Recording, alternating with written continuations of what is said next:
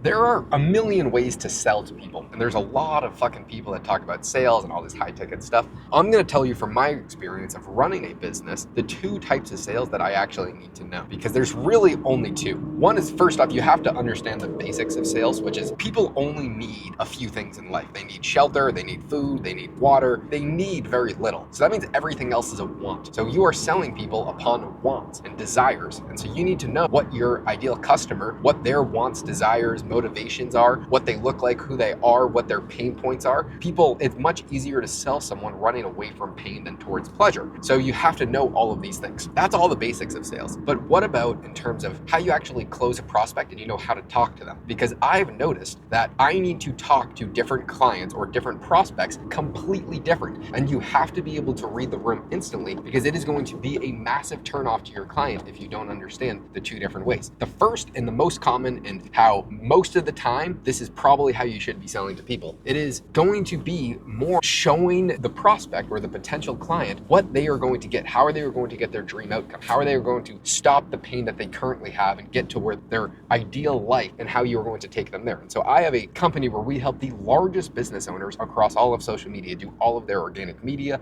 build out all the back-end funnels. We help them monetize in other ways, but it's a complete done for you turnkey approach. And so my clients have all had incredible results. Because of that, they all recommend me to other people, and that's actually how I get most of my business now. But what was our limiting constraint a year ago was staffing and finding people that could help us service more people at scale, the quality with quantity problem. Now we have been fixing that, so we're actually taking on more clients. So I've been having tons of calls with people that have asked to work with me in the past that I've had to turn down due to capacity reasons. There's, let's say, 5 people right now that I'm in talks with about potentially taking on as clients. And how most people, especially bigger businesses, how they want to operate is you just need to show them the high level strategy of what you're going to do, how it's worked with people in similar niches as of them in the past. They basically want to see who else has this worked for that I would know, and because of their recommendations, they already know that answer. And then how is it going to get me to my dream outcome and in what time horizon? That's pretty much what people want to know. And you're usually talking broad strategy that is always going to be around how you are going to get them to their dream outcome. And you're really selling emotion, because for the most part, people buy on emotion. This is the number one rule of sales for the most part, because everything is a want, it's not a need. So you are trying to emotionally tap into people and show them how what you are going to do is going to get them there. But there is a second group of people, and for some categories, I am in this group of people. So I know that when you are having a sales call, you do not want to be selling people the dream. You have to show them tactically what you are doing. And this is not talked about too often, but when you're talking to someone that already knows a decent amount about what you're doing, they want to know very direct details. And there was a client that we just closed where it was someone from his team. He was hyper detailed. He wanted to know what we were going to do, exactly how it worked, why it was going to work. If we could not provide him that information, we would not have closed this client. But because I know my numbers and I know the information, I could speak to him hyper directly. Let me give you another example. I was on a sales call because I was potentially looking to hire this outside agency to do some stuff for our business with AI. But I wanted to hear from them directly what they were doing. And I wanted to see how it worked. I needed to understand it. I did not want to be sold the dream, because it is super fucking easy to sell the dream, if I'm being honest with you. What were they saying? You have a leaky bucket here. Right now, water is spilling out because you guys are getting so many organic leads and you're not able to close them at scale. I said, yep, I completely agree with you. That's why we're on a call. He said, what we're going to do is we're going to patch that bucket. I said, great.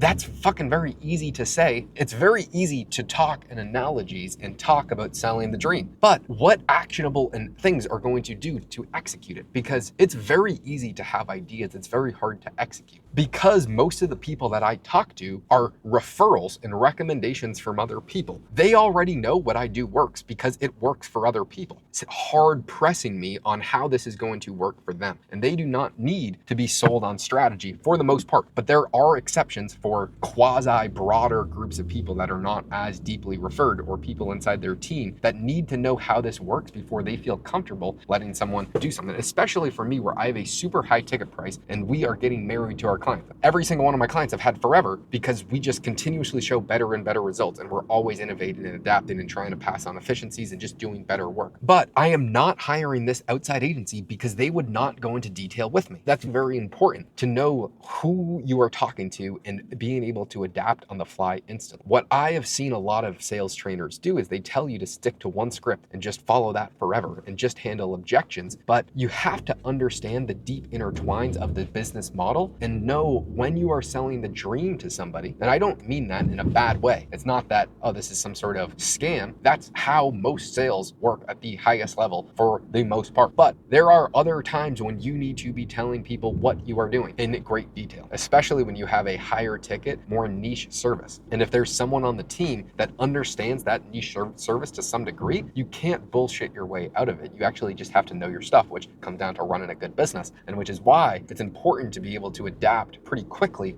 upon knowing who you're talking to and then being able to read the room and figure out what you need from them. Public speakers do really well is they adjust their presentation based upon how the audience performs. And one of my clients is Robert Kiyosaki. He wrote the best-selling finance book, I think, of all time. And if you've never seen him live, most people would consider him, and I would 100% agree with this, the best public speaker they have ever seen in their entire life. The way that he engulfs the audience and makes them so hyper-focused on what he's saying. And what that leads to is people running to the back end of the room and signing up for whatever he's selling. He's not selling anything right now, but in the past, if he was, his conversions would have been substantially higher because he could make people feel a certain way. And people are always going to be buying based upon their feeling and their emotion. But what Robert knows how to do better than anybody is adapt his presentations on the fly to correlate it to how the audience responds. And you have to be able to do the same thing when you're on a sales call or if you're trying to sell yourself to a business owner, and at least just talk with extreme confidence in what you're doing, because you better believe in what you're doing or you're never going to sell anything. That's why it's actually so easy for me to get sales, is because I know what I do will work for the business owners that I want to work with.